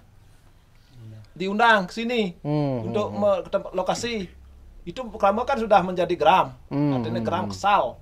Dia dulunya berdalih tidak mengakui tanah adat atau tidak tidak akan mengambil milik adat. buktinya sertifikat yang sudah ada atas nama Desa Pekraman itu kan sudah pasti. Dengan sertifikat itu membuktikan tanah tersebut milik desa adat. Dan dia mengajukan ke BPN supaya dibatalkan. Itu yang sudah dia tidak bisa lagi tidak konsisten atau tidak bisa mengambil dalih. Dia tidak mengakui tanah adat. Yang potong dikit, kenapa nanti yang lupa tanya tadi, kenapa bisa ada 2 sertifikat? Siapa yang duluan? Ada dua sertifikat. Satu aja. Saya luruskan ya, sertifikat hanya satu di keluarga BPN yang di tempat sabit itu atas nama desa adat. Dan satu lagi tempat yang sekarang ditempati keluarga itu kan lokasinya beda antara sengketa sama lokasi yang dulunya ditempati keluarga, lokasi penyor yang dulunya, tapi sekarang berambil. Tapi kan pihak warga katanya punya sertifikat juga, Pak. Nggak ada. Oh, nggak ada. Pihak warga terhadap tanah sengketa itu cuma punya putusan pengadilan aja. Sedangkan desa terhadap tanah PKD ada. Yang disengketakan punya sertifikat. Desa adat yang punya sertifikat. Naik atas nama desa adat. Tetap warga cuma punya putusan pengadilan aja. Itu. Ya. Ibu dulu waktu saya ajak mediasi atau saya undang di Balai Banjar, pernah saya tantang tut warganya dan siapa namanya? Anaknya sama tut warga dan kedek-kedeknya.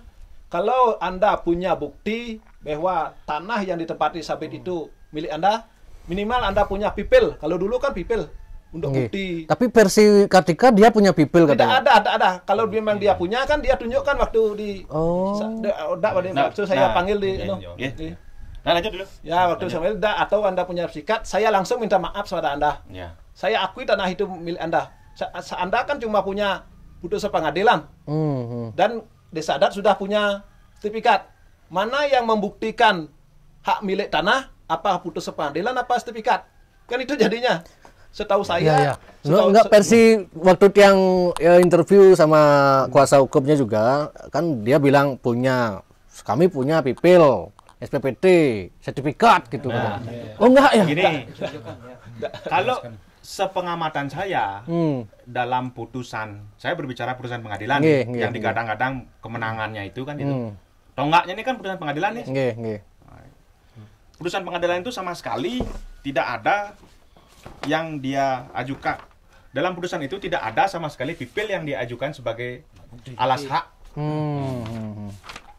Dijadikan bukti. Kalau dia memang punya pipil atas tanah yang sengketa, harusnya masuk dalam putusan ini. Harusnya masuk dalam putusan ini. Iya. Tapi nyatanya, kalau saya boleh baca ya, putusan 74 yang kadang-kadang untuk kemenangan dia, fotokopi SPPT, fotokopi surat keterangan silsilah, fotokopi keluarga, fotokopi sertifikat 885 atas nama Merte Sutejo. Ini bukan sertifikat tanah sengketa ini. Ini tanah di selatan tanah sengketa. Sekarang jadi kantor desa. Bukan fotokopi sertifikat tanahnya si Sabit. Tapi tanah yang di selatan yaitu kantor desa sekarang. Lanjut lagi. Bukti nomor 5, surat keterangan meninggal I Cedok. Surat keterangan meninggal I Lenyoh. Ibunya. Surat keterangan beda nama. Dalam putusan 74 ini sama sekali nggak ada. Bukti pipil nggak ada. Pipil terhadap tanah sengketa saya bilang nggak ada sama sekali. Ya. Jadi dasar kemenangannya itu ya itu saya balik lagi. Karena tidak ada yang mengkoreksi, tidak ada yang bantah, ya menang-menang aja apa yang diajukan, ya menang-menang aja.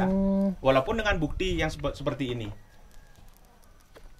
Nah sekarang kan saya balikkan, apakah pantas kemenangannya tuh kalau kita tidak koreksi? Versi mereka kan ya tiang sebenar bukan jangan anggap tiang yang meraken niki anggap netizen yang meraken dan artinya kan netizen yang sudah menonton podcast tiang versi dengan sebelah kan dan versi mereka kan gimana bisa terbit sertifikat kok nggak ada alas hak gitu. Sabit kok bisa terbit sertifikat nggak ada alas hak, dia kan nggak punya pipil gitu. Nah gimana terbit sertifikat silakan coba dijawab. Untuk terbit sertifikat yang kami laksanakan pada waktu PTCL, PTCL memang mengukur lewat drone. Lalu di pihak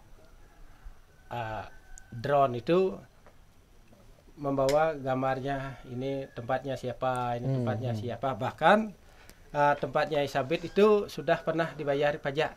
Terbit SPT. Memang kemungkinan itu dasarnya pertanahan. Dasarnya bisa diterbitkan sertifikatnya gitu nggih. Terbitlah sertifikat, lalu terbitlah sertifikat terhadap tanah sengketa.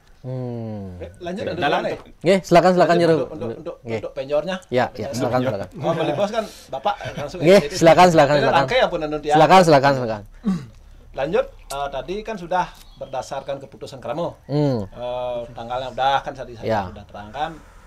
Sesuai dengan tupoksi atau peran saya selaku perjuru, sudah pasti tupoksi saya istilah Balinya ngenterin parayangan, pawongan, pelemahan. Itu poinnya. Atau mengkoordinir parayangan, pawongan, pelemahan. Dan terkait dengan pencabutan penyor, ini terkait dengan tugas dan fungsi saya selaku perjuru yaitu ring pelemahan. Karena sudah ada kesepakatan pada Kramo bahwa di tempat atau di depan PKD yang sudah diambil alih oleh Desa Adat tidak boleh mendirikan atau apa istilahnya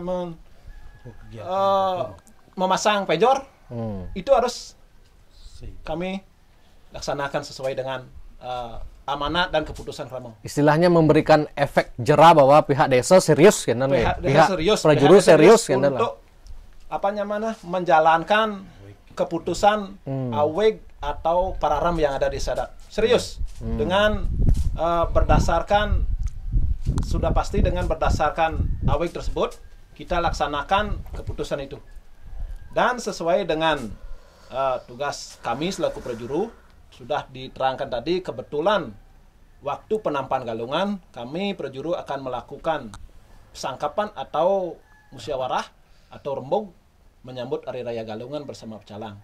Dan kebetulan lokasi didirikan penyor itu ada di depan pura. Dan kami akan rapat di Wantilan Pura Pusah di depan dekat dengan lokasi didirikan atau ditancapkan penyor tersebut. Dan untuk menindaklanjuti keputusan Kramo, kami spontan lah prajuru dan pecalang untuk merealisasikan atau menerapkan keputusan tersebut dengan mencabut. Udah pasti dengan mencabut. Dan mencabut dan meletakkan atau menaruh di bekas yadnya yang ada di PKD tersebut. Kami bantah membuang di tempat sampah. Kami buang bantah dengan keras. Dan satu lagi kami bantah pengerusakan. Kami sadar kalau ada pengerusakan udah pasti kami melanggar. Sebab penjor tersebut kan punya ketut warga. Jangankan penjor, sandal pun seandainya ketut warga taruh di sana kami rusak atau kami ambil, udah pasti kami kena hukum. Kami sadar itu. Pidana ya. Ya, pidana. Artinya sudah disadari betul. Sudah sadari perjuru. Perjuru sudah sadar. Perjuru, kami tidak melakukan perusahaan. Kami cuma memindahkan atau mencabut dan keputusan Kramo tidak boleh mendirikan atau memasang penjor. Itu keputusan Kramo. Kami juga dari Kramo tidak diharuskan untuk merusak atau diwajibkan. Kalau kami merusak, otomatis kami perjuru yang disalahkan. Bukan Kramo itu istilahnya kan. Harus ngerti itu. Kami cuma mencabut dan meletakkan di ditumpuk atau di bekas yadnya di sana. Bambu di sana ada sudah bambu, artinya bekas yadnya atau bekas perkara. Itu bukan sampah, kami bantah. Itu bukan sampah, itu bekas yadnya itu. Itu bekas yadnya. Berarti itu kami lakukan dengan sadar. Kami tidak merusak. Cuma sepenuh hati tidak merusak. Itu kami letakkan walaupun dalam laporannya itu merusak, itu kan haknya dia untuk melaporkan. Tapi bukti saksi, istilahnya kalau Balinya bukti saksi kita yang akan menentukan. Ya. Kalau bukti saksi atau surat-surat lah yang akan menentukan nanti. Kami menghormati proses hukum. Kami menghormati proses hukum tersebut. Dan kami sadar, sebelum kami mencabut, kami sadar. Kalau ini dicabut, pasti kami akan dilaporkan. Sudah sadar. Pasti. Sebab sebelumnya sudah 4 kali kami dilaporkan. Oh, sudah sering dilaporkan? Sudah 4 kali kami dilaporkan. Pertama, waktu pembebasan hak dan kewajiban, kami dilaporkan ada pengancaman atau intimidasi. Oh, intimidasi. Padahal waktu pembebasan dan hak kewajiban, Kramo Banjar semua ada saksi di depan Kramo. Jangankan melakukan intimidasi atau pengancaman. Kami kan jaraknya jauh dari dia itu. Dan kata-kata kami pun tidak ada apa namanya istilah intimidasi, tidak ada kramo yang dari saksi. Astungkara tidak ada, tidak lanjut atau tidak ada terbukti tuduhan dia kami melakukan intimidasi. Itu pertama. Yang kedua, waktu apa namanya kami dilaporkan dengan pemalsuan sertifikat atau pemalsuan dokumen pembuat sertifikat. Jadi kata tadi pengacara kami 2 kali sudah dilaporkan di Polda sama di Polres sama di Polda itu. Astungkara dalam kami tidak terbukti melakukan itu pemalsuan surat-surat atau dokumen dalam pembuat sertifikat Astungkara.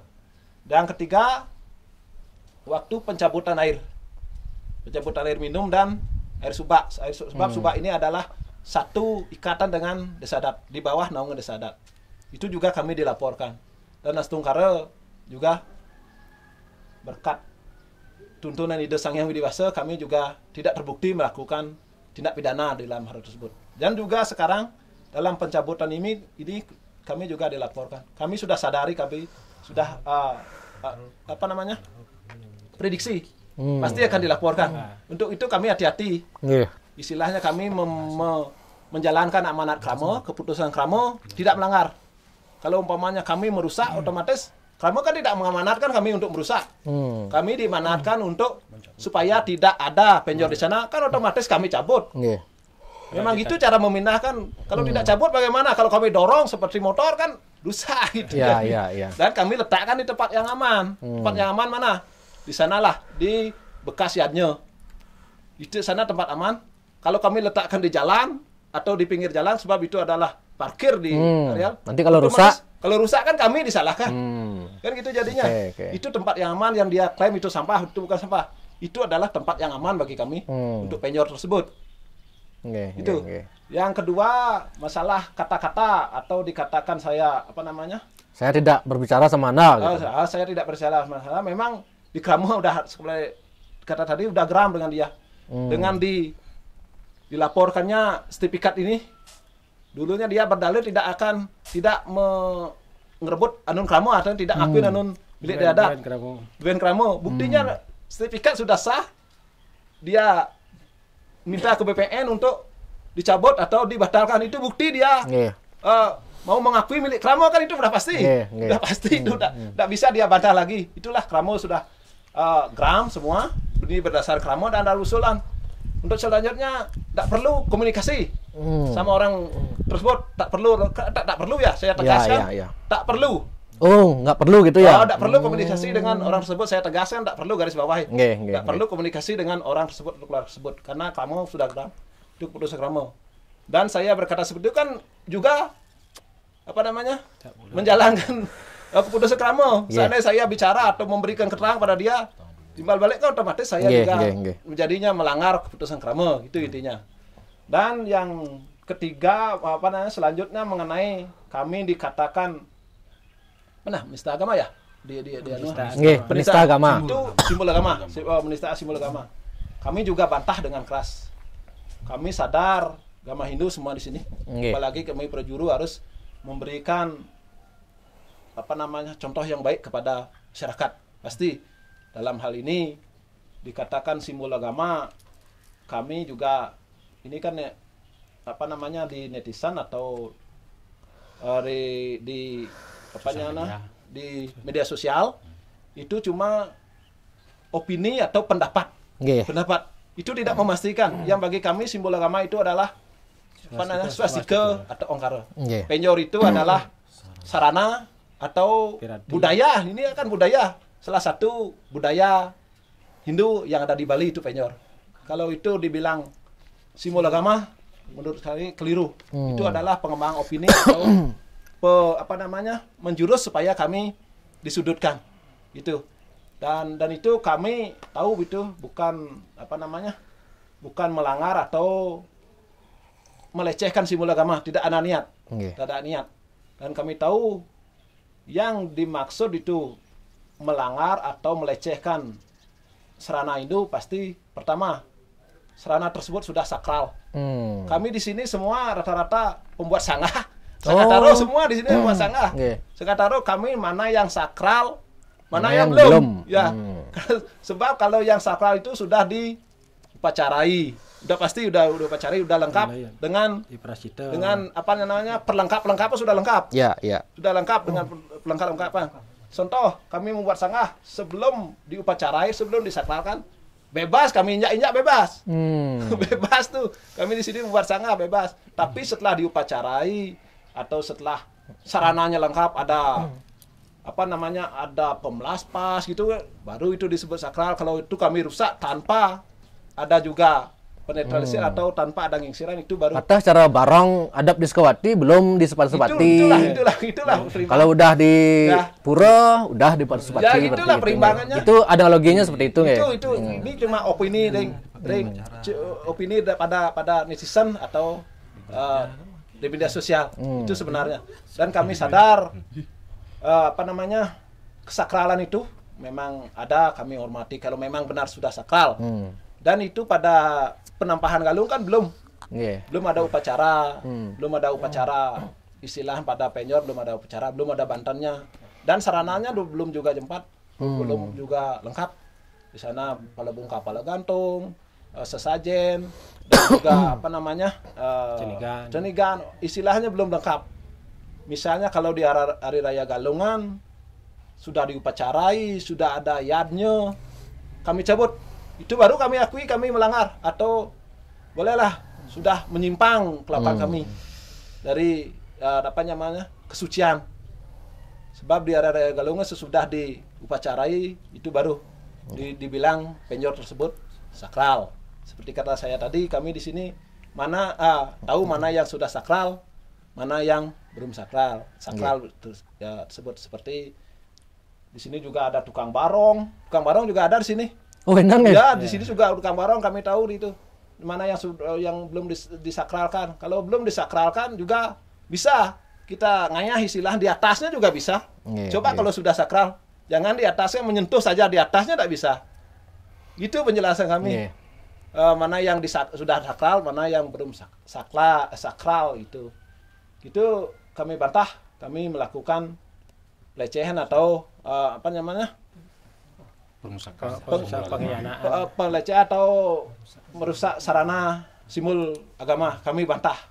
Kami sadar dengan apa yang kami lakukan itu dengan sepenuh hati, dengan kesadaran. Tidak ada maksud dan tujuan untuk melecehkan agama Hindu, tidak ada maksud.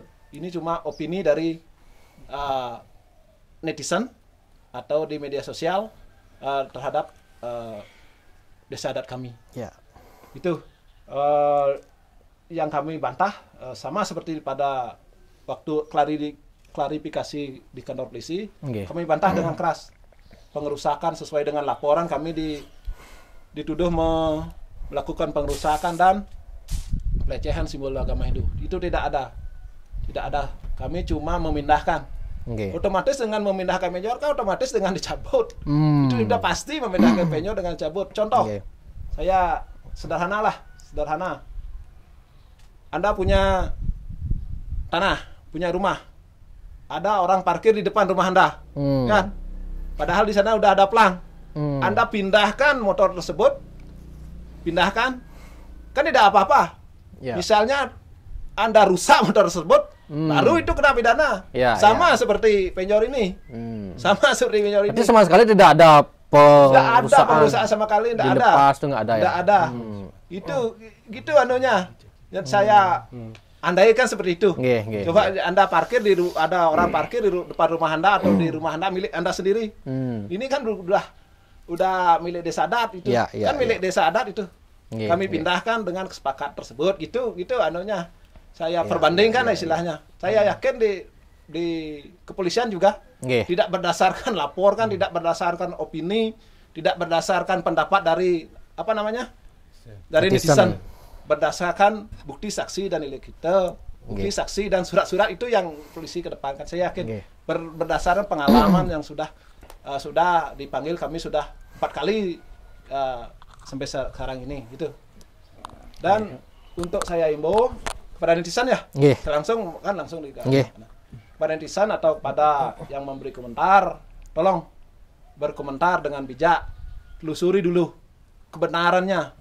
Jangan tahu akibatnya tanpa mau tahu sebabnya. Itu contoh, kami dibilang mengurusak, dibilang kami wanen ajak nyamuk pedidi memusuhan, itu sebenarnya pada netizen harus berkaca, bercermin pada dirinya sendiri. Itu kan otomatis dengan mengeluarkan statement atau mengeluarkan pendapat atau berkomentar menyudutkan desa adat kami, perjuru kami di Terkelot, Anda sendiri sudah mencari musuh bukan dengan pribadi, dengan desa adat. Anda sendiri, Anda memberikan saran kepada kami, padahal ada diri sendiri yang telah melakukan atau memprovokasi atau mencari permusuhan dengan nyamuk pedidi, bahkan ini dengan desa adat, tanpa tahu kebenarannya, kan gitu istilahnya. Jangan cuma tahu memberi nasihat, padahal diri sendiri belum bisa melaksanakan, kan itu istilah. Bercerminlah sebelum memberi komentar.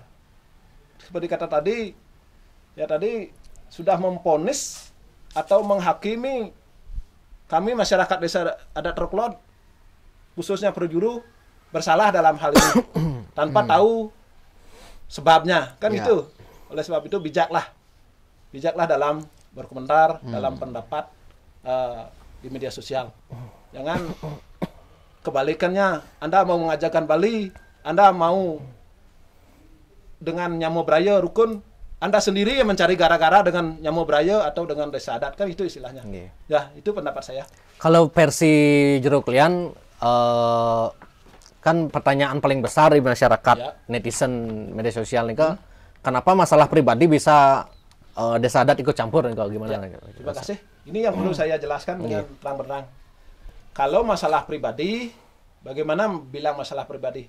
Tanah itu sudah ada bukti sertifikat atas nama desa adat. Kalau sertifikat desa Pakraman, itu kan buktinya tanah itu milik desa adat. Bagaimana bilang salah pribadi? Beda lain, dia bermasalah, bukan yang digugat itu bukan milik desa adat. Kalau dulu dia sudah sering kali, warga ini sudah sering kali berperkara dengan orang pribadi. Saya ikut campur jaga. Oh, udah sering berperkara nih? Sudah sering dengan mertuanya.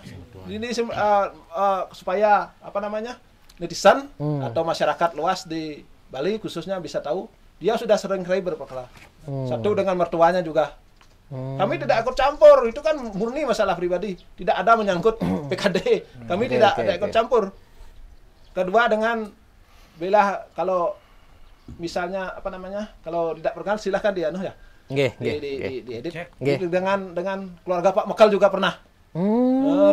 Dan yang lain tak kami sebut lagi. Keluarga Pak Mekal maksudnya keluarga Pak Mekal Perbekal Taruh. Oh, Perbekal Taruh. Oke. Kalau tidak langsung tanyakan juga pernah gitu. Dan kebetulan dia memang sering menang lah. Karena sudah pengalaman. Dan sekarang dengan adat. Bagaimana dia bilang itu masalah pribadi? Kenyataannya tanah tersebut dengan bukti sertifikat itu milik desa adat. Itu yang membuat kami harus ikut campur atau harus terlibat.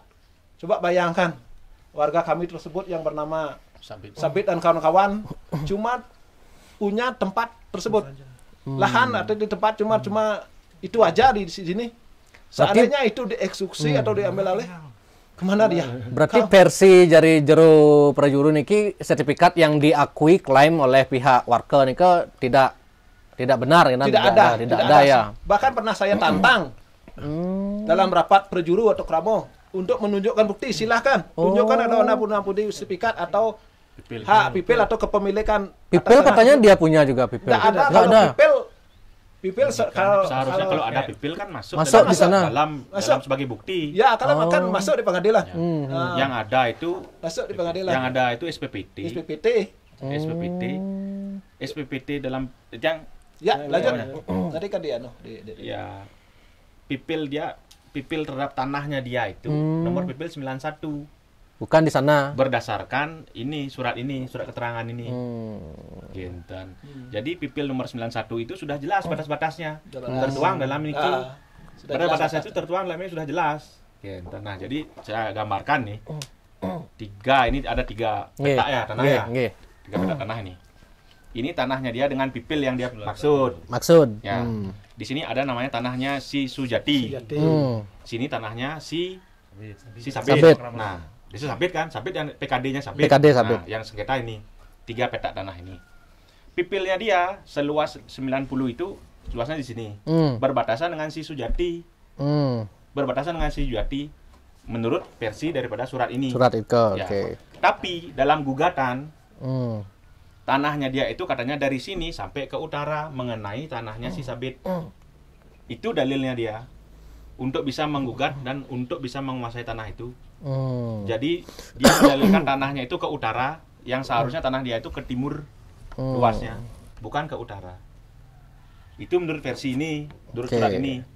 Gitu. Kalau dia punya pipil alangkah bagusnya, tapi nggak pernah diajukan. Kalau dia merasa benar, hadirkan dong, gitu loh intinya. Hadirkan dong pipilmu, gitu loh. Kan menunjang juga kemenangan dia. Masalahnya dia bilang mengklaim punya sertifikat gitu. Oh, di Paroman sudah sempat disuruh Saya menunjukkan. tantang kalau memang Anda punya bukti sertifikat atau kepemilikan yang lain, misalnya kau pipil kan, kalau dulu kan pipil diakui sekitar di bawah tahun 60-an, pipil masih ya, di bawah 60-an itu masih pipil. Sebelum ada sertifikat. Kalau yang punya silahkan tunjukkan pada kami perjuru. Kami langsung minta maaf. Dan kami tidak ikut campur. Dan tanah tersebut terserah Anda. Tapi tidak bisa menunjukkan. Jangankan sertifikat pipil aja tidak ada. Versinya mereka kan waktu pendataan sertifikat gratis dari program Jokowi nih kok, tanahnya warga nih kok ikut terdata juga kan. Terus kemudian pihak Sabit saya ajak ngobrol itu kalau sertifikatin tanahnya, tapi kan ini kalau hibahin kamu gitu, versinya mereka lah. Jadi tidak benar itu nih. Tidak kan gini istilah PTSL gini PTSL kan ya? program dari pemerintah PTSL. Ini kan kolektif. Setiap desa adat atau PKD yang ada di desa adat masing-masing silahkan ajukan disertifikatkan gitu anunya untuk pemerintahnya lebih gampang cek PKD. Ini kan kolektif dan kebetulan di sana kan PKD itu bukannya milik Sabit. Lain hal dengan tanah tersebut terbit dengan atas nama Sabit, baru janggal. Dari awal kan perjuru atau kramo sudah mengklaim atau sudah mengatakan bahwa itu adalah PKD atau miliknya desa adat. Dari awal, dari sebelum kasus, dari sebelum dari sebelum ke pengadilan sudah dibilang. Tapi memang dianya yang pengkung istilahnya tidak mau menghargai pendapat orang lain. Dan sekarang terbit sertifikat atas nama desa adat. Siapa yang salah kan ini membuktikan desa adat yang benar. Dari awal sudah mengklaim dan sekarang terbit atas nama desa adat itu membuktikan desa adat yang benar atau dari dari pendapat, boleh dibilang kalau belum ada kan pendapat dulu, belum ada bukti dari pendapat atau dari kramo dari perjuru benar dengan terbitnya sertifikat tersebut. Dan seperti kata saya tadi, penerbitan sertifikat tersebut sudah digugat, kami sudah digugat, sudah dilaporkan dengan tuduhan pemalsuan atau istilahnya ada pemalsuan dokumen, tapi tidak ada. Memang dengan bukti bukti tanda pembayaran SPPT PKD atas nama Sabit itu PKD kan udah pasti di depannya PKD tapi yang nempati Sabit itu dasar terbit sertifikat. Kalau tidak ada SPPT tak mungkin. BPN saya yakin juga tidak gegabah. Saya yakin BPN tidak gegabah untuk menerbitkan satu sertifikat, saya yakin. Walaupun ada permintaan untuk dibatalkan, itu kan berdasarkan keinginan dia. BPN cuma menindaklanjuti istilahnya, kalau ada laporan ya tidak lanjuti. Kalau memang ada bukti ya silahkan. Tapi sebenarnya BPN pasti akan berlandaskan hukum. Sebelum membatalkan pasti berdasarkan hukum. Misalnya dia melaporkan kami dengan tuduhan pemalsuan. Kalau kami terbukti di pengadilan, baru BPN tidak lanjutkan itu. BPN tak mungkin tidak gegabah. Itu keyakinan kami. BPN udah di sana udah orang-orang yang memang ahlinya lah di tanah, di bidang pertanahan, tak mungkin segampang itu mengeluarkan sertifikat itu istilahnya. Nah, ya yakin. Kalau terus-terusan begini kan tiang prediksi niki masih ruwet niki kan istilahnya kan. Nah, tidak menutup kemungkinan juga sampai 6 bulan galongan atau 6 bulan lagi mungkin juga belum clear nih kan Genten. Nah, tiba-tiba sementara yang tanya pihak warga juga tetap berkiskukuh, pokoknya saya hidup mati di sini gitu. Nah, otomatis kan galongan lagi bikin penyor nih Kak. Apakah akan dicabut lagi oleh prajuru? Dicabut juga. Sama. Kami akan terapkan tetap ini. Karena bagi kami ini dia sudah menantang. Menantang desa adat ya. Udah ada keputusan ini dia juga nekat. Bagi kami udah menantang. Intinya kami supaya tidak melanggar hukum aja. Hati-hati supaya tidak ada kriminal atau pelanggaran hukum. Artinya pihak prajuru juga tidak akan melakukan tindakan kekerasan yang berbau kriminalitas kan lah. Kami udah hati-hati dari awal. Oke. Ya, udah hati-hati dari awal. Semua niki setidaknya sudah banyak lah informasi yang Tiang dan juga teman-teman tangkap mungkin dari versi dari prajuru. Silakan teman-teman menilai, semeton serang sami menilai sendiri bagaimana dan mungkin dijadikan pelajaran juga di tempat lain. Genten. Mungkin ada lagi yang ingin disampaikan dari Jero Desa atau inggih Titiang lagi nambahin terkait di media sosial dikatakan pengerusakan dan penistaan agama. Itu karena kami selaku agama Hindu bahkan tokoh masyarakat di sini sama sekali tidak.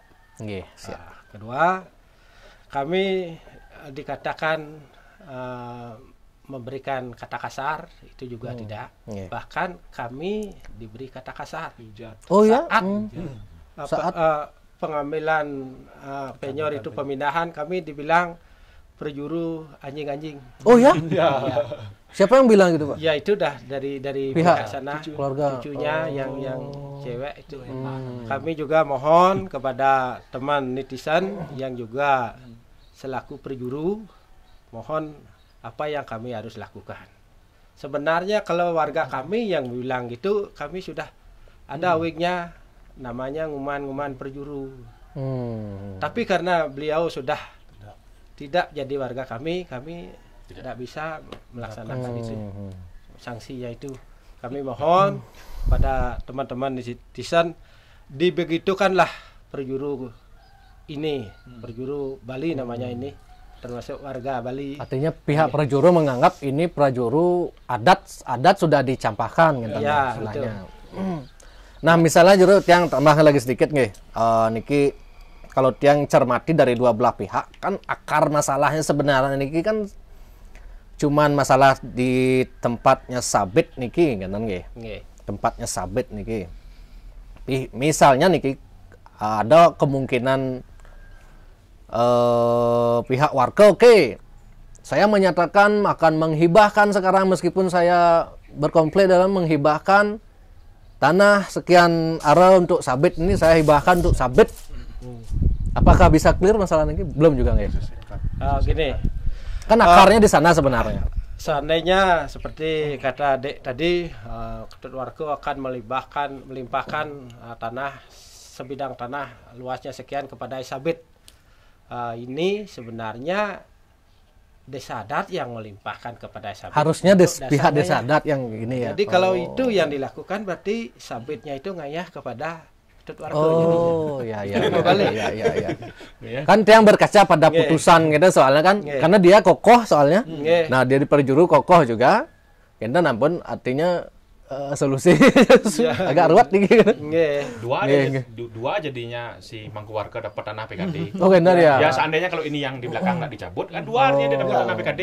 Artinya tanah PKD-nya kan udah pas nih 50. Tanah PKD itu domennya tuh 50 terhadap 50 orang. Kalau punyanya sabit diambil, sabit nggak dapat tanah PKD. Artinya dia dua dapat tanah PKD. Itu artinya. Sabitnya dua ngayang ke desa adat, ngayang ke Ketut Warga.